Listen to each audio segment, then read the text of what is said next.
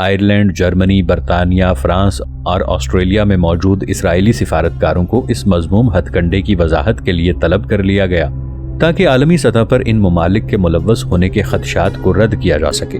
یہ کیسے ممکن ہے کہ ان یورپی ممالک میں موجود اسرائیلی سفارتکار اس معاملے میں ملوث نہ ہوں؟ عین ممکن ہے کہ یہ ممالک جو کہ دہشت گردی کے نام پر جاری جنگ میں امریکہ کے اتحادی رہے ہیں، انہیں اس کارروائی کے لیے آگاہ کر دیا گیا ہو اور بعد میں دبئی آپریشن پر عمل کیا گیا ہو۔ تاریخ شاہد ہے کہ پہلی جنگ عظیم کی وجہ بھی صہیونی بنے، دوسری جنگ عظیم کی وجہ بھی صہیونی ہی تھے، اور 9/11 کروانے والے صہیونی تھے جنہوں نے افغانستان پر حملے کے لیے امریکہ کو مجبور کیا۔ دنیا میں تباہی پھیلانے کا ٹھیکہ ان کے پاس ہے۔ عالم اسلام صہیونی منصوبوں کے راستے میں سب سے بڑی دیوار ہے جس کے ہوتے ہوئے صہیونی اپنے عزائم کی تکمیل نہیں کر سکتے۔ محمود المبوح کی شہادت میں خفیہ اداروں کی رپورٹس کے مطابق 27 افراد شامل تھے۔ 27واں شخص امریکی پاسپورٹ ہولڈر تھا۔ ہو سکتا ہے کہ وہ CIA کا ایجنٹ ہو۔ امریکہ میں لاتعداد ایسے صہیونی رہتے ہیں جن کے پاس بیک وقت اسرائیل اور امریکہ دونوں کی قومیت موجود ہے۔ امریکی صہیونیوں کی کثیر تعداد اسرائیلی فوج میں موجود ہے۔ اسی طرح یہ صہیونی CIA، FBI اور امریکی فوج میں بڑی اہم جگہوں پر تعینات ہیں جہاں بیٹھ کر وہ اسرائیل کے حق میں فیصلے کرتے ہیں۔ خفیہ ذرائع کے مطابق 2 افراد جو امریکہ میں داخل ہوئے اور محمود المبوح کی شہادت میں ملوث ہیں، ان میں سے ایک کے پاس آئرش پاسپورٹ اور اس کا نام ایوان ڈیننگز بتایا جاتا ہے۔ یہ شخص 21 جنوری 2010 کو امریکہ میں داخل ہوا تھا۔ دوسرا شخص برطانوی پاسپورٹ کے ساتھ 24 فروری 2010 کو امریکہ میں داخل ہوا۔ اس کا نام رائے ایلن کینن بتایا جاتا ہے۔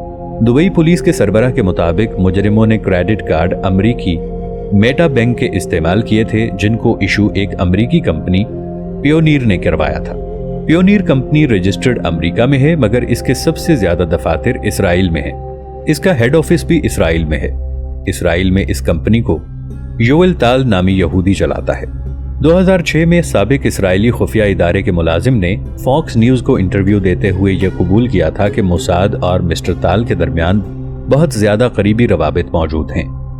ان تمام شواہد کے باوجود اسرائیل کی طرف کوئی آنکھ اٹھا کر نہیں دیکھ سکتا۔ عالم اسلام کے لیے لمحہ فکریہ یہ ہے، دنیا کو پرامن بنانے کے لیے تو دور کی بات ہم اپنے مذہب کو تحفظ فراہم کرنے سے بھی قاصر ہیں، ورنہ یہود و نصارہ کی کیا جرت کہ اسلام کے خلاف مذموم منصوبہ بندی کر سکیں۔ مشرق وسطیٰ کے بحران کے حل اور خطے میں امن کی کوششوں کو آگے بڑھانے کے لیے عرب لیگ کے 2 رکنی وفد کے اسرائیلی دورے کو کسی طور بامقصد مذاکرات کی طرف پیش رفت قرار نہیں دیا جا سکتا۔ بظاہر عرب لیگ کا یہ 2 رکنی وفد عرب ممالک کے امن منصوبے کو آگے بڑھانے کے لیے اسرائیل گیا، اور تاریخ میں یہ پہلی مرتبہ ہوا ہے کہ عرب لیگ نے اپنا ایک وفد اسرائیل بھیجنے کا فیصلہ کیا ہے۔ اس سے پہلے امن کے قیام کے لیے جتنے منصوبے یا تجاویز پیش کی گئیں انہیں مشترکہ اعلامیہ کی صورت میں حاصل تھی یا عرب لیگ ایجنڈے کی جو کسی نہ کسی پلیٹ فارم سے پیش کیا جاتا رہا۔ گویا پہلی دفعہ امن کے قیام کے لیے عرب لیگ اسرائیل کی دہلیز پر پہنچ گئی، مگر عرب ممالک کی طرف سے اٹھائے جانے والے اس قدم کو مثبت یا خوشگوار قرار نہیں دیا جا سکتا، اور اس کے نتائج حوصلہ افزا برآمد ہونے کی ہرگز توقع نہیں کی جا سکتی۔ مشرق وسطیٰ میں قیام امن کے حوالے سے جانے والا یہ وفد مصر کے وزیر خارجہ ابو الغیط اور اردن کے ہم منصب عبداللہ الخطیب پر مشتمل تھا۔ عرب لیگ کے نمائندے کی حیثیت سے جانے والے وفد کے یہ دونوں ارکان اپنے اپنے ممالک کی انٹیلیجنس کے سربراہ رہ چکے ہیں۔ عرب ممالک کے اکثر وزرائے خارجہ ان ممالک کے انٹیلیجنس چیف کی حیثیت سے خدمات انجام دینے والے اشخاص رہے ہیں۔ وفد میں اردن کے وزیر خارجہ سابق انٹیلیجنس چیف اردن کے بھتیجے کو دوحہ میں حماس کے سیاسی رہنما خالد مشعل کے متعلق معلومات پر مبنی فائل موساد کو دیتے ہوئے گرفتار کیا گیا تھا۔ اس واقعے سے وفد کے ارکان کا ماضی میں کردار اور عرب ممالک کے لیے مخلصانہ جذبات ان کا بخوبی اندازہ لگایا جا سکتا ہے۔ ماضی میں عرب ممالک کے یہ انٹیلیجنس چیف مشرق وسطیٰ میں وسیع تر امن کے قیام پر صہیونی انٹیلیجنس کے ساتھ تعاون کرتے رہے۔ یہودیوں کے مفادات کے لیے سرگرم صہیونی انٹیلیجنس کا عرب اور مسلم ممالک سے بغض اور کینہ کسی سے ڈھکا چھپا نہیں ہے۔ فلسطینیوں پر مظالم ڈھانے اور صہیونی ریاست کے قیام سے لے کر عرب ممالک بشمول تمام مسلمان ممالک کے خلاف اس کی سرگرمیاں ہر دور میں عروج پر رہی ہیں تاکہ مسلمان ممالک کو زیادہ سے زیادہ ذکر پہنچائی جائے اور انہیں مکمل طور پر مغربی اور یہودی طاقتوں کے زیر نگی ہونے پر مجبور کر دیا جائے۔ اس کے لیے صہیونی انٹیلیجنس مختلف ہتھ کنڈے آزماتی رہی ہے۔ ماضی میں مشرق وسطیٰ میں قیام امن کے لیے صہیونی انٹیلیجنس کا تعاون مشکوک تھا، اور اب امن کی خواہش کو پائے تکمیل تک پہنچانے کے لیے عرب لیگ کا یہ نمائندہ وفد مسلمہ حیثیت نہیں رکھتا۔ ناظرین، آگے بڑھنے سے پہلے کامنٹ سیکشن میں ہمیں اپنی آراء سے ضرور آگاہ کیجیے گا کہ آپ کو ہماری یہ سیریز کیسی لگ رہی ہے۔ آئندہ آنے والی اقتصاد سے باخبر رہنے کے لیے ہمارے چینل کو سبسکرائب کر لیں اور ساتھ موجود بیل آئیکن کو ضرور کلک کر لیں۔ شکریہ۔ اسرائیل جانے والے مصر اور اردن کے وفد کو عرب لیگ نے مینڈیٹ دے کر بہت بڑی غلطی کی۔ اسرائیل کے لیے خدمات سر انجام دینے والے اس وفد کو کس طرح قابل اعتبار قرار دیا جا سکتا ہے، جبکہ ماضی میں ان کا منافقانہ دوغلا کردار اور عرب پالیسی یا منشور کے خلاف سرگرمیاں شک و شبے سے بالا نہیں ہیں۔ مصر اور اردن کے اس وفد کو عرب عوام کی حمایت حاصل نہیں، اس لیے اس وفد کو اسرائیل جا کر بات چیت کی اجازت دینے کا مطلب مقبوضہ بیت المقدس کے قبضے کو تسلیم کرانے والی بات ہے۔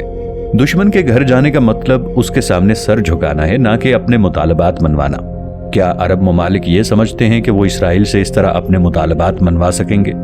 اگر وہ ایسا سوچتے ہیں تو یہ ان کی خام خیالی ہے۔ دونوں عرب وزرائے خارجہ کو مقبوضہ علاقوں سے اسرائیلی فوج کی واپسی، فلسطینی ریاست کے قیام اور فلسطینی پناہ گزینوں کے مسئلے کے حل کے لیے تمام عرب ممالک سے دو طرفہ تعلقات کی تجویز دے کر بھیجا گیا، مگر درپردہ جو آثار نظر آئے ان کے مطابق امریکی وزیر خارجہ کونڈولیزا رائس اور مشرق وسطیٰ میں قیام امن کے لیے کوششوں میں مصروف امریکہ، روس، یورپ، ان سب کی جانب سے مقرر کیے گئے ایلچی ٹونی بلیئر اسرائیل کے مطالبات کے مطابق ترامیم کرانے کے لیے عربوں کو رضامند کرنے کے لیے کوشاں تھے۔ عرب قیادت بظاہر تو یہی کہہ رہی تھی کہ وہ اس تجویز میں کسی ترمیم کے لیے تیار نہیں، اور عربوں کی جانب سے پیش کی گئی تجاویز کو قبول کرنے کی صورت میں ہی اسرائیل کو تسلیم کیا جائے گا، لیکن ساتھ ہی عرب موقف میں نرمی کے اشارے بھی مل رہے تھے۔ اس سلسلے میں اردن کے شاہ عبداللہ دوم کے امن کے عمل کو آگے بڑھانے کے منصوبے پر عرب دنیا کے اتفاق رائے کے بیان کو لچک کی علامت قرار دیا جاتا رہا۔ ایسے میں اسرائیلی وزیر اعظم ایہود اولمرٹ نے اس پیشکش کو اعتدال پسند عربوں سے امن مذاکرات کی تجدید کی بنیاد قرار دیا۔ اسرائیل کے نزدیک یہ اعتدال پسند عرب ممالک وہی ہیں جو کہ اسرائیل سے کچھ بھی منوائے بغیر اسے من و عن تسلیم کرنے پر رضامند ہیں۔ عرب لیگ کا مذاکراتی ایجنڈا ثابت کرتا ہے کہ وہ ابھی اسی رستے پر چل رہے ہیں جو بش کے دو ریاستی منصوبے کو عملی جامہ پہنانے کی طرف جاتا ہے۔ جارج بش یا ٹونی بلیئر سے مسلمانوں کی بہتری کی توقع کیسے رکھی جا سکتی ہے، جن کا اولین مقصد ہی اسلامی دنیا کو شکست و ریغ سے دوچار کرنا ہے؟ ٹونی بلیئر جو خود مشرق وسطیٰ میں تباہی کا سبب ہے، اسے عالمی طاقتوں کی جانب سے ایلچی کی حیثیت سے مشرق وسطیٰ میں تعینات کرنے کے بعد عرب لیگ کا نمائندہ وفد اسرائیل بھیجنا انتہائی معنی خیز تھا۔ اس کے پس پردہ محرکات کچھ اور ہیں۔ اس ایجنڈے سے مغرب کے مذموم ارادے جھلک رہے تھے۔ عرب لیگ کا اسرائیل جانا انور سادات کے تل ابیب جانے اور اسرائیلی پارلیمنٹ سے خطاب کے بعد دوسرا بڑا واقعہ ہے جس کا نتیجہ انور سادات نے اپنے ہی فوجیوں کی گولیوں کا نشانہ بن کر بھگتا۔ سوال یہ ہے کہ امریکہ مشرق وسطیٰ میں قیام امن کے لیے اس قدر متحرک یا فکر مند کیوں ہے، جبکہ وہ ابھی افغانستان اور عراق کے مسئلے میں بری طرح الجھا ہوا تھا اور اس کا ایک قدم ایران کے ساتھ ممکنہ جنگ کی طرف بڑھ رہا تھا، اس لیے کہ اس کے مفادات کی تکمیل کے لیے اسرائیل سے بہتر حلیف کوئی اور نہیں ہو سکتا، اور یہ کردار اسرائیل اسی وقت مؤثر طریقے سے ادا کر سکتا ہے جب تمام مسلمان ممالک اسے تسلیم کر لیں۔ اس طرح وہ سفارتی، معاشی، معاشرتی، تجارتی روابط کو مسلم ممالک سے بڑھانے کی آڑ میں امریکی مفادات کے اعلی کار کے فرائض سر انجام دے سکتا ہے۔ امریکہ کے لیے اسرائیل کو عرب ممالک کے لیے خطے کی علامت بنا کر پیش کرنا بھی بہت ضروری ہے۔ علاقے میں اس کا اثر و رسوخ قائم رہے، لہذا مشرق وسطیٰ میں اس چودراہٹ کو برقرار رکھنے کے لیے وہ ایسے کسی مذاکرات کو کامیاب نہیں ہونے دے گا جس کا نتیجہ فلسطینیوں کے حق میں اچھا ہو اور اس سے اسرائیل کا تسلط علاقے پر کمزور ہو۔ اسرائیلی وزیر خارجہ زیپی لیونی نے مصر اور اردن کے وزرائے خارجہ کے دورہ اسرائیل کو عرب اسرائیل تعلقات کے حوالے سے تاریخی موقع قرار دیا۔ یاد رہے کہ اردن اور مصر ہی وہ دو عرب ممالک ہیں جو کہ اسرائیل کو تسلیم کر چکے ہیں۔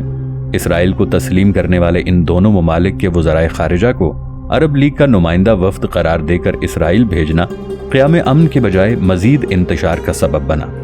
امریکہ عرب حکومتوں کے ذریعے ایسے اقدامات کروا رہا ہے جس میں عرب ممالک کے عوام کی خوشی ہرگز شامل نہیں۔ ایسے اقدامات کے ذریعے امریکہ عرب حکومتوں کو آلہ کار بنا کر عرب اور مسلمان دنیا کے عوام کے امنگوں کا گلا گھونٹنے کا بندوبست کر رہا ہے۔ حالانکہ امن کی بحالی کے لیے عرب ممالک کی طرف سے یہ پہلی کوشش ہرگز نہیں۔ اس سے پہلے عرب لیگ کے 19ویں سربراہی اجلاس میں مشرق وسطی میں امن قائم کرنے کے لیے اسرائیل سے مذاکرات پر زور دیا گیا تھا۔ اس اجلاس میں مشرق وسطی کو بڑے پیمانے پر تباہی پھیلانے والے ہتھیاروں سے پاک کرنے، پرامن جوہری توانائی کے حصول کا حق تسلیم کرنے اور مسلمانوں کے عقائد، مذہبی مقامات اور شخصیات کے احترام اور عظمت کو ہر قیمت پر برقرار رکھنے کا عزم ایسے نکات تھے جن پر تمام عرب ممالک نے مشترکہ اعلامیہ جاری کیا تھا۔ اس مشترکہ اعلامیے میں تمام مسلمان ممالک کی رضامندی کا عنصر بھی شامل حال تھا۔ بنیادی طور پر عرب لیگ کی یہ کانفرنس دراصل 2002 میں بیروت کانفرنس میں پیش کیے جانے والے امن منصوبے کو آگے بڑھانے کی ایک کوشش تھی۔ زمین کے بدلے امن کے اصول پر مبنی یہ فارمولہ 5 سال قبل سعودی عرب نے پیش کیا تھا۔ اس کے روح رواں شاہ عبداللہ تھے۔ عرب لیگ کی جانب سے مارچ 2002 میں امن کے قیام کے لیے اس پیشکش میں کہا گیا تھا کہ اگر اسرائیل ان عرب علاقوں کو خالی کر دے جن پر اس نے 1967 کی جنگ کے دوران قبضہ کیا تھا، اور غزہ اور غرب اردن کے اس پورے رقبے پر آزاد فلسطینی ریاست کے قیام اور مشرقی یروشلم کو فلسطینی ریاست کا دارالحکومت بنائے جانے پر تیار ہو جائے، اور اقوام متحدہ کی قرارداد نمبر 194 کے مطابق اسرائیل کے مظالم کی وجہ سے وطن چھوڑ جانے والے فلسطینیوں کی وطن واپسی کے حق کو تسلیم کر لے، تو عرب ممالک اسرائیل کو ایک جائز مملکت کی حیثیت سے تسلیم کرنے کو تیار ہیں۔ اسرائیلی حکام نے عرب لیگ کی اس پیشکش کو مکمل طور پر مسترد کر دیا اور مسئلہ فلسطین کو سلجھانے کی کسی تجویز سے اتفاق نہیں کیا، حالانکہ عرب لیگ کی اس پیشکش کو اس وقت عالمی پیمانے پر سراہا گیا تھا۔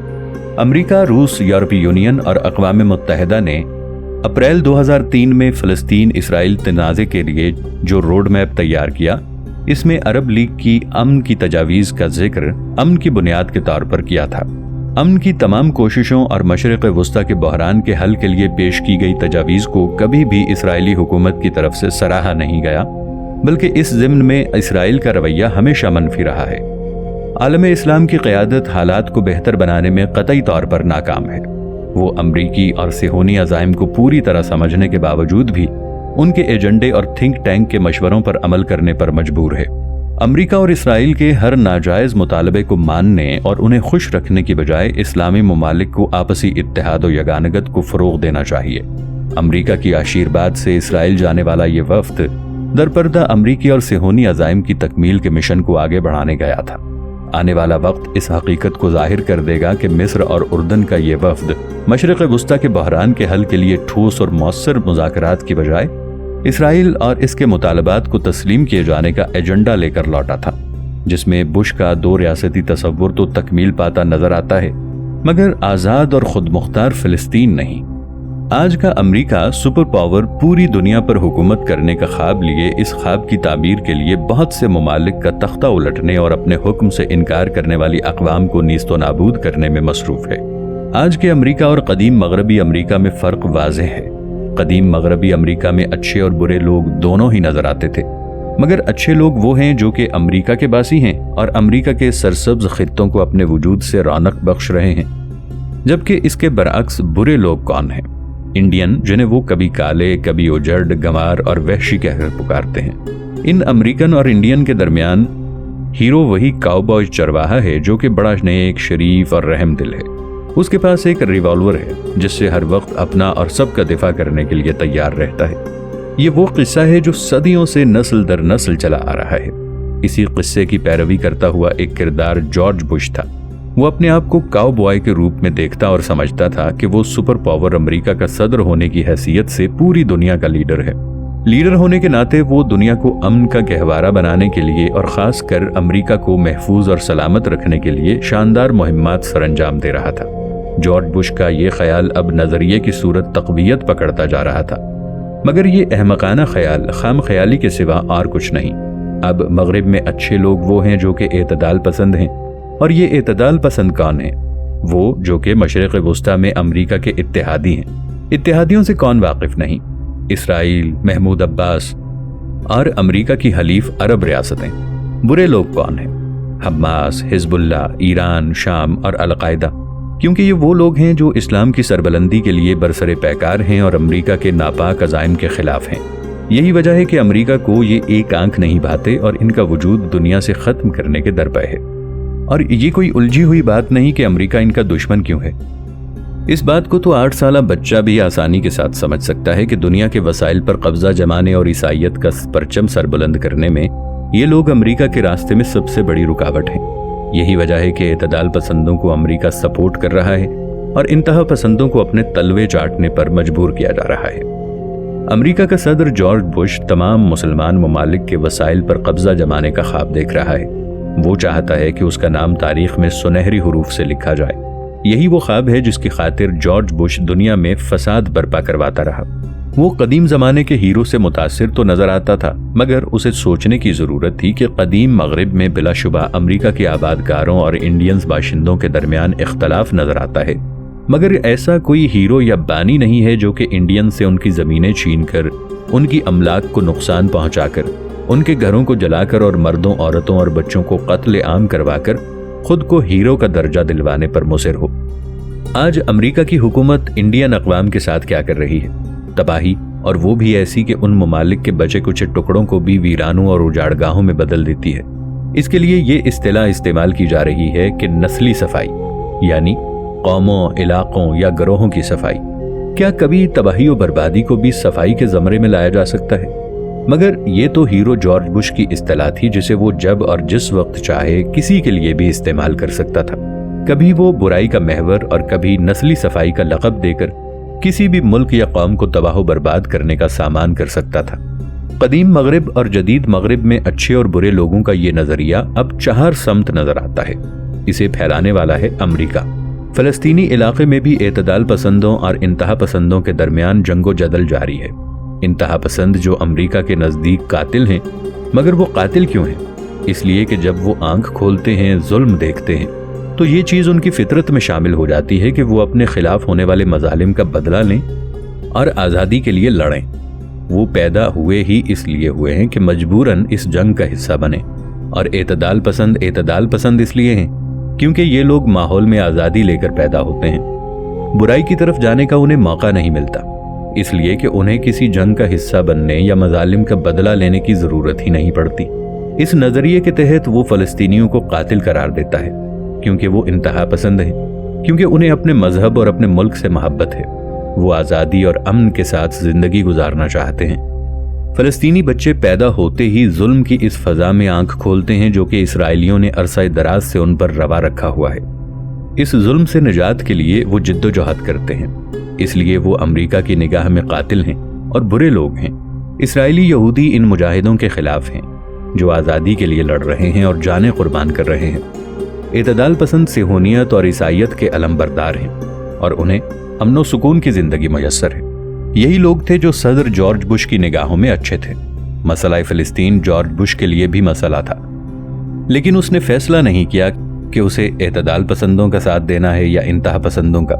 अगर वो इंतहा पसंदों का साथ देता तो उन्हें वो सब कुछ नहीं मिल सकता जिनके वो ख्वाह हैं। हाँ, एतदाल पसंदों का साथ देने की सूरत में हर वो चीज़ हासिल कर सकते हैं जिसका ख्वाब उन्होंने देखा, पैसा, वसाइल और मनों के हिसाब से विस्की। इंतहा पसंदों को मुंतखब करने से उन्हें क्या मिलेगा? इबरतनाक अंजाम। यही वजह है कि वो एतदाल पसंदों और रोशन ख्यालों की भरपूर पुश्तपनाही कर रहे थे, क्योंकि उन्हीं रोशन ख्यालों और एतदाल पसंदों के जरिए उनकी सिफली ख्वाहिशात और मजमूम इरादों और मफादात की बका थी। अमेरिका को अच्छे और बुरे लोगों को मुंतखब करने का मसला ज़रूर पेश है, मगर इसराइल के यहूदियों को ये मसला दरपेश नहीं, क्योंकि उनके दरमियान बुरे लोग तो हैं ही नहीं, वो तो बस अच्छे हैं। उन्हें अच्छे फ़लस्तीनियों की मदद करनी चाहिए, अच्छे फ़लस्तीनी जो कि टैक्स अदा करते हैं, मगर फ़लस्तीनी हुकूमत को नहीं, बल्कि बुश के चहीते इसराइल के वज़ीर आज़म सलीम फ़याद को, यानी वो फ़लस्तीनी शहरी जो फ़लस्तीन को यहूदी इलाका तस्लीम करते हैं और एक शहरी की हैसियत से यहूदी रियासत के सरबराह को टैक्स अदा करते थे। फ़लस्तीनी रियासत को अपना महकूम और ताबे बनाने के लिए इसराइलियों को कुछ और भी करने की ज़रूरत थी। अगर वो जंगो जदल या जबर से हटकर कुछ और सोचते, उनका महफूज मुस्तकबिल नेगियोव और गलीली जैसे तरक्की पजीर इलाकों में है, ना कि मगरबी किनारे पर कब्जा बरकरार रखने में।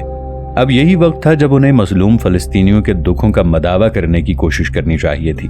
اسرائیلیوں کو چاہیے تھا کہ وہ غیر قانونی چوکیوں اور ناجائز طور پر ہتھیائے گئے علاقوں کا قبضہ چھوڑ دیں۔ اگر وہ عقل و دانش سے کام لیتے تو وہ اپنی سیکیورٹی کو کم کیے بغیر بھی